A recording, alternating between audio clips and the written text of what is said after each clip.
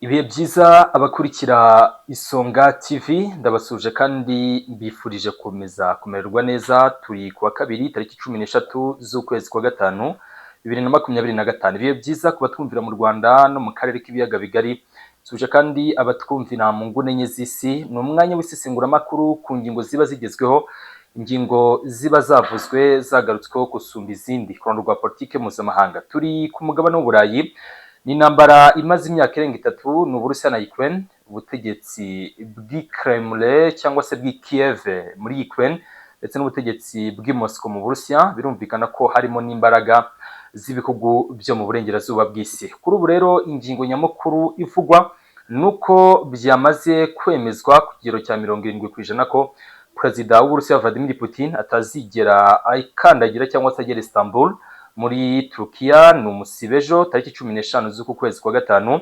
Hateguwe cyangwa se hateganyijwe inama idasanzwe izahuriza hamwe, yagomba kuzahuriza hamwe Zelensky ndetse na Perezida w'Uburusiya. Impande zombi rero zamaze gushyira hanze abo bikekwa ko bazaserukira Uburusiya. Yuri Ushakov ndetse na Sergei Lavrov, indege ngiracanye cyangwa se indege iri kwaka baba diplomate w'Uburusiya.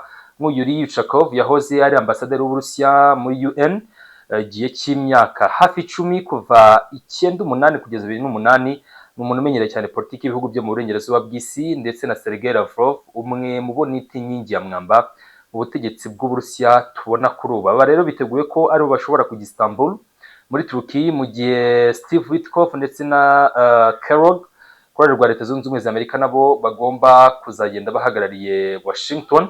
Byari byitezwe ko Trump nawe yazaboneka, ariko afite imirimo myinshi nk'uko yabyitangarije. Ingingo rero tugiye kuyinjiramo tuyisesengure ture muri rusange niki kiri kuvugwa cyangwa se niki giteganyijwe. Turaza kuva ku magambo y'umujyanama mukuru wa Perezida wa Ukraine Volodymyr Zelensky watangaje ko Putin natajya Istanbul nawe Zelensky atazigera kandagirayo, kuko kabara agasuzuguro nk'uko abi Kiev babivuga. Ubudage bwamaze kwemererwa na Leta Zunze Ubumwe za Amerika gukoresha no kohereza muri Ukraine misile za ATACMS ndetse na misile z'ubwirinzi za Patriots. Mu busanzwe ibihugu bitunze intwaro zakorewe cyangwa se zakozwe na Leta Zunze Ubumwe za Amerika mbere yuko bizitanga mu bindi bihugu cyangwa se mbere yuko bizikoresha ubwabyo mu ntambara ishobora gutuma haba ihangana hagati y'ibihugu byombi, babanza kwaka prove, babanza kubyemererwa. Leta Zunze Ubumwe za Amerika zibanza kubyemera. Kuri ubu rero Ubudage, Amerika yamaze kubemerera, minisiteri yabo y'ingabo yamaze kuba ruhushya, ubu bemerewe gukoresha no kohereza muri Ukraine, ndetse biravuga ko package ya mbere yaba yarakandagiye Kiev ya misile za ATACMS ziherekejwe na misile z'ubwirinzi za Patriots. Turaza kuvuga difference hagati y'izi missile zombi. Ibi rero byose ibyo tugiye gukomozaho muri no masaha y'igicamunsi cya tariki 13 ukwezi turimo, ko n'ukwezi kwa gatanu, ukwezi nifuza ko mu by'ukuri twazabanamo. Of course birumvikana badukurikiye bwa mbere, mwibagirwa gukunda kuri subscribe. Ni wa muhungu wanyu Semugeshi Bayingana, tubana kenshi mu biganiro by'isesengura makuru n'andi makuru ajyanye na politiki akarere k'ibiyaga bigari ndetse na politiki mpuzamahanga. Reka twanzike nagutinda.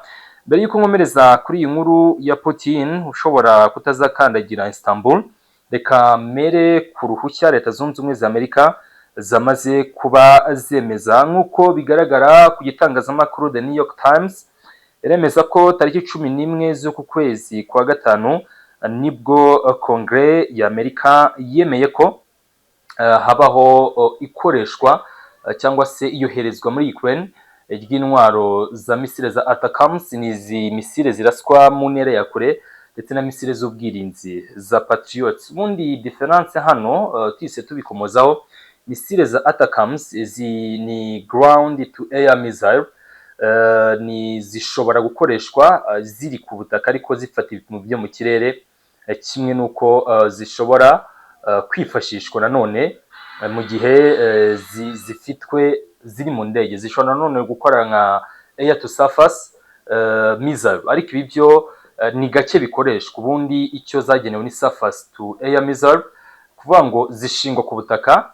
Ubundi ibipimo byazo bishobora kuba biri mu kirere, birashoboka, cyangwa se nanone zigakora nka ground to ground, zashinzwe ku butaka zikarasa no ku butaka. Urumva mu missile ziri mu moko atatu.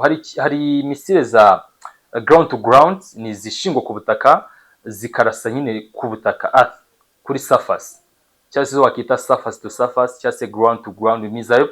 Hari na ground to air missile, ni ukuvuga ni zimwe zishingwa ku butaka zikaba zarasa mu kirere. Ubundi inyinshi zibikora ni misile z'ubwirinzi nk'izi Patriot ziri muri ground to air missile. Hakaba noneho na air to air, ubwo ni hahandi rwo n'urugamba rukorwa n'ama fighter jets, indege zishobora kurasana zishobora gukora komba ubwazo hejuru mu kirere. Hakaza na air to surface, ni mu gihe indege zirasa ku butaka. Noneho ubwo misile ziri mu moko menshi agiye atandukanye. Atacams zishobora gukora nka ground to air ndetse zigakora nka ground to ground, ndetse Ukraine yagiye zikoresha bwa kenshi, ntago ari ubwa mbere zaba, n'ubundi Ukraine zihawe cyangwa se abategetsi b'i Kiev babonye zino missile.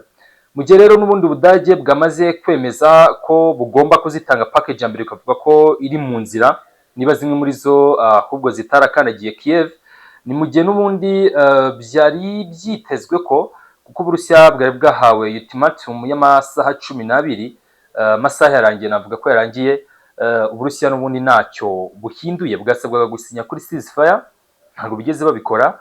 Bivuze ko ibihano byari byateguwe na Union European ndetse n'ibindi byari byateguwe n'ibihugu byo mu burengerazuba bw'isi nka Leta Zunze Ubumwe za Amerika, byose biri likely ko Uburusiya bushobora guhura nabyo, cyane ko bano bategetsi bo mu Burayi barimo Friedrich Merz, ni chancelier w'Ubudage mushya, yari yatangaje ko igihugu cye gifatira ibihano Uburusiya, nubwo batarashyira hanze urutonde rw'ibi bihano. Ubwami bw'Abongereza n'Ubufaransa nabyo byari byakagishije ibihano bikomeye kuri leta y'Uburusiya. Birumvikana rero ubwo niba ntagikozwe baraza gufatira ahandi, bashobora kwinjira muri izi projet cyangwa se muri iyi mishinga yo guha Ukraine intwaro, nabyo bishobora kudakora. Baba bafite ibisubizo byinshi abanyaburayi, diplomasi yabo ibiri ku rwego rwo hejuru. So naha rero cyangwa se nuko bimeze n'ingingo ijyanye n'uko Ubudage bwamaze kuba buhaye Ukraine ibikoresho bishya.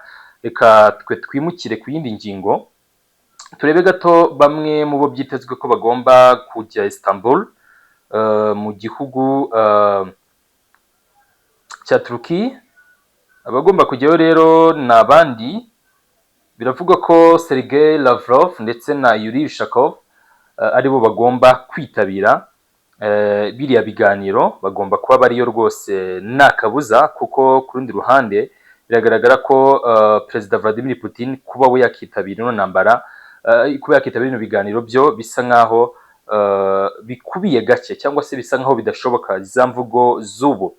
Ni mu gihe rero n'ubundi umujyanama wa Zelensky yamaze kwandika mu cyongereza cye kitari cyinshi cyane, avuga ko atazigera yemerera nawe cyangwa se batazemera Ukraine ko Zelensky nawe ajya Istanbul Putin naramuka ataje, kuko kugeza ubu mu masaha nk'isaha itambutse, byari mu masaha y'isa 7 za hano i Kigali mu Rwanda, nibwo habaye ikiganiro gisa nk'igitangazamakuru. Kremlin rero ntago iravuga, harasiganwa haburi umunsi w'ejo, none ntago bigeze bavuga niba Putin azajya hariya Istanbul. Ubwo rero birumvikana ko natajyayo Sergei Lavrov na Yuri Ushakov ni bo bazajyayo. Ibi rero biratuma na Zelensky nawe atazigera ajyayo. Nyamara Trump wa Amerika yamaze nawe gutegura delegation ye irimo abagabo navuga ko yizeye cyane ndetse banakoze akazi gakomeye. Ngira ngo mwaramubonye Steve Witkoff ndetse na Kellogg, nibo byitezwe ko bagomba kuba bajya Istanbul guhagararira Trump. Ubwo birumvikana nyuma ya Erdogan, nyuma ya delegation z'Abarusiya n'Abanya-Ukraine, hiyongeraho Leta Zunze Ubumwe za Amerika nk'umuhuza muri kino kibazo. Ubushize Amerika ku rutonde rw'abagombaga kuba bari muri room cyangwa se bari mu cyumba ntabwo yagaragaragaho, kuko yari itaremeza n'ibizohereza delegation. Kuri ubu rero bamaze kubishyira hanze. Ubwo ku rutonde rw'abazaba bari muri room mwongereho na delegation izaba iturutse muri Leta Zunze Ubumwe za Amerika, nk'uko nyine bigaragara hano ku rutonde rw'amakuru mashya tuba twakiriye. Uguhura cyangwa se ugana hagati ya Putin na Zelensky nibyo bibumbatiye, nibyo ntekereza ko bifite igisubizo kirambye kuri ano makimbirane, kuko Putin ni umugabo wagiye ugaragaza ko yifuza gukemura ano makimbirane ariko ayahereye mu mizi, nk'uko yagiye abivuga, kuko yagiye agaragaza ingero z'uko ni kenshi bagiye bahura n'Abanyaburayi inshuro nyuma baheruka guhurira byari tariki 9 z'ukwa 12 2019 Normandie, n'ubundi ni inama yari irimo Ubufaransa, ni inama yari irimo Ubudage, icyo gihe Angela Merkel yari ahari, ni inama yari irimo Uburusiya ndetse na Ukraine. Iyi nama ya Normandie ni iheruka guhuza Zelensky ndetse na Putin. Harashize amezi make Zelensky afashe Kiev, birumvikana ubwo hari no kurebera hamwe niba koko ese ni umugabo agomba kujya mu mujyo cyangwa se kumvira Uburusiya kurusha Occident. Nabyo byari biri kureberwaho hamwe, ariko navuga ko imbaraga za West, imbaraga za kapitalisme zaruse cyane cyangwa se zarushije ingufu Uburusiya, bituma Zelensky aba igikoresho, puppets, Western puppets. Mu minsi ishize Captain Brahim Traoré uyobora Burkina Faso, hari imwe mu mbwirwaruhame ze nkunda, yaravuze ati we African leaders, we must stop being Western puppets. When they need to pull the string, they will do whenever they want. Ni ukuvuga ngo agaragaza ko abanyafrika cyangwa abategetsi b'Afrika badakwiye kumera cyangwa se badakwiye kuba nk'ibipupe bakontorera, remotes, bagenzurira ku migozi, kuko isaha n'isaha umuntu ufite umugozi nyine yajyana puppets, yajyana igipupe cyahashatse. Nimbishaka ndakicaza, nimbishaka kirahaguruka, nimbishaka kirasutama, nimbishaka, like every movement ibiri at your hands, I mean in your hands.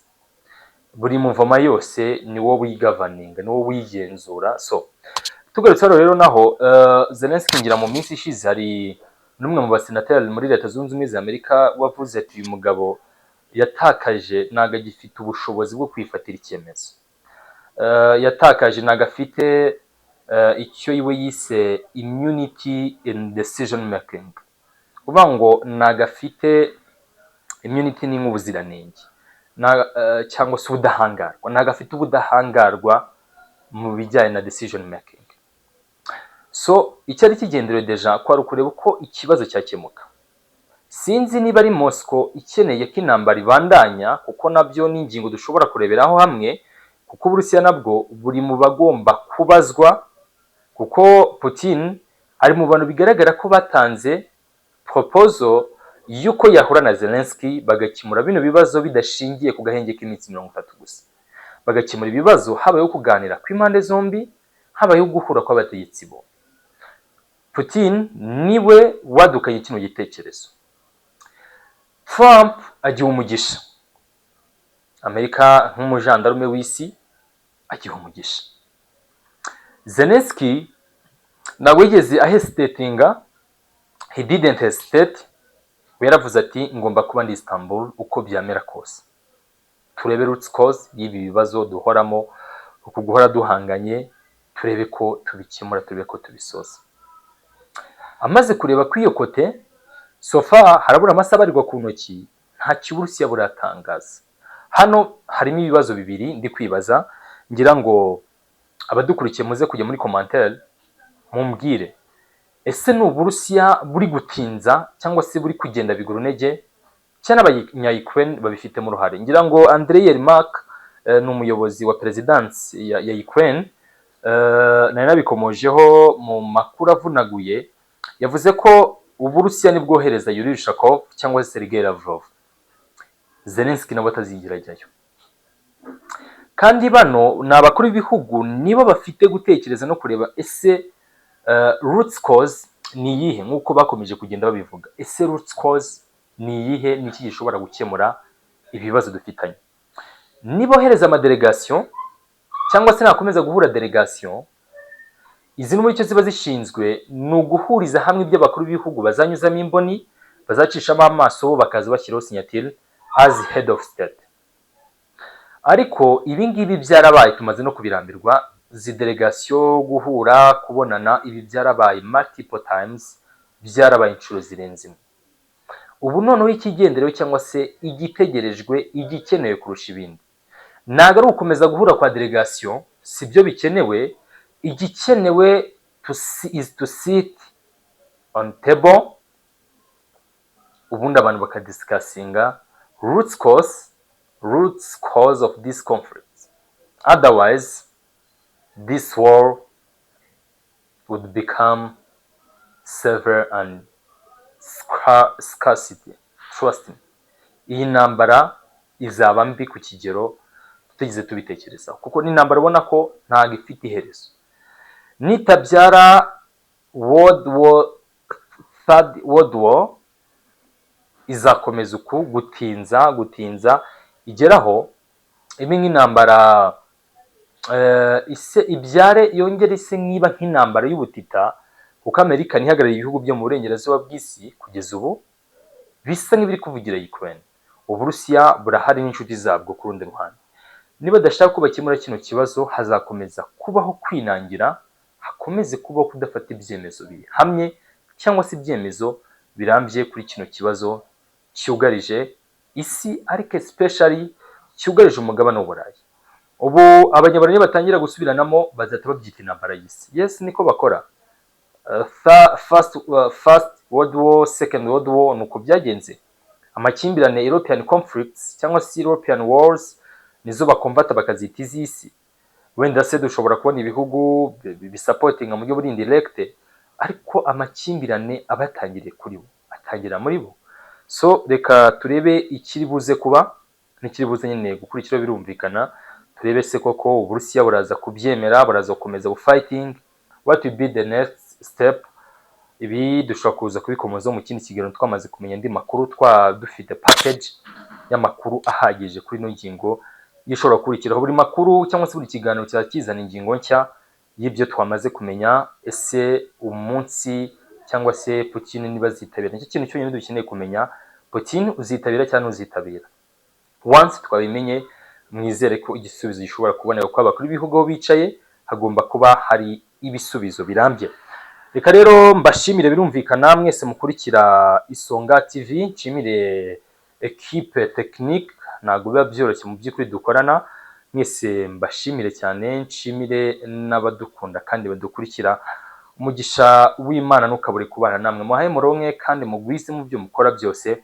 Amakuru n'ibiganiro byacu byo abaragaruka ku ngingo nyinshi, tuvuga ku mutekano, politike ndetse na diplomasi mpuzamahanga. Badukurikiye bwa mbere, twese mugeshe bayingana, mudukunde birumvikana, kandi mujye mudukurikira umunsi ku munsi ku ngingo nk'izo ziye na politike mpuzamahanga. Blessings over blessings.